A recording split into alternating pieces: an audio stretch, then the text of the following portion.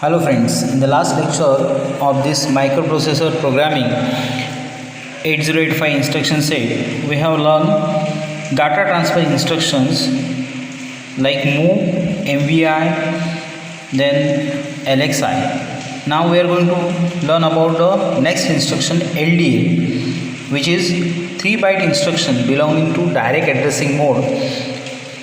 Here we are writing directly address in front of the instruction, and data from that address will transfer to the accumulator directly. Hence it is direct addressing mode instruction. It is 3-byte instruction. This instruction is used to load accumulator from 8-bit data. Now next instruction is STA, that is store accumulator directly. Here we are doing the same thing in opposite direction, that is we are transferring data from accumulator to the memory location which is given in that instruction. Hence it is also direct addressing mode instruction, 3-byte instruction. It is used to store the result, normally accumulator result, to the given memory location.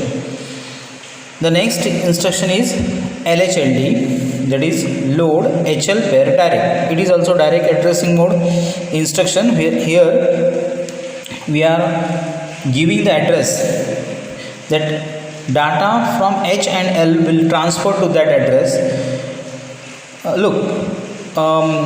Before we are seeing LXIH instruction, which is also 3-byte instruction, but in that instruction we directly take that 16-bit data into HL pair. For example, LXIH 32FFX, then 32FFX will be load to HL pair. Here in this LHLD, the register L will be loaded with the content of memory location given in the instruction, whereas register H is loaded with the data from the memory location incremented by 1.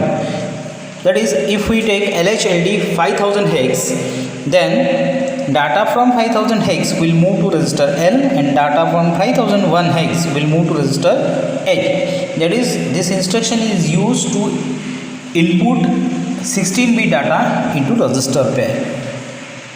Now opposite to this LHLD, the next instruction is SHLD, which store HL pair content, that is 16-bit content, in the memory location. Here also directly address is given, 3-byte instruction, direct addressing mode instruction. Now here we are saving that data from register L to the given memory location, and data from register H will be stored to the memory location incremented by 1. That is SHLD 7000 hex, then data from L will be stored to 7000 hex from L and 7001 from H. Next instruction is LDX RP. This is register indirect instruction. Look here, we had seen LDA, which is direct addressing instruction, that is we are taking directly data from memory to accumulator. Here we are not using directly memory, but what we are doing, we are taking register pair as a memory source. That is, for example, LDXB, then BC is used as a memory encoder or a memory input 16-bit content, and that content of memory will be moved to the accumulator. So this is 1-byte instruction only.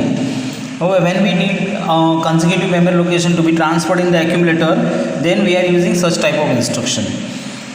Next is STX, opposite to LDX, we are storing here accumulator to the memory location. Again here memory is not directly given, memory is suggested by the register pair, hence it is register indirect addressing mode instruction.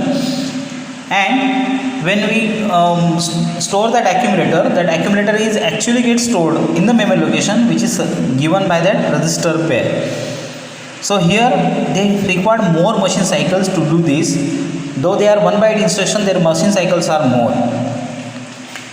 Next and last instruction is data transfer group is exchange instruction. Actually it will handle 16-bit data between two register pair HL and D. Here data between H and D will be exchanged and data between L and E will be exchanged. the content will be exchanged only. So it is 1 byte instruction, and as only registers are involved in it, it belongs to register addressing mode.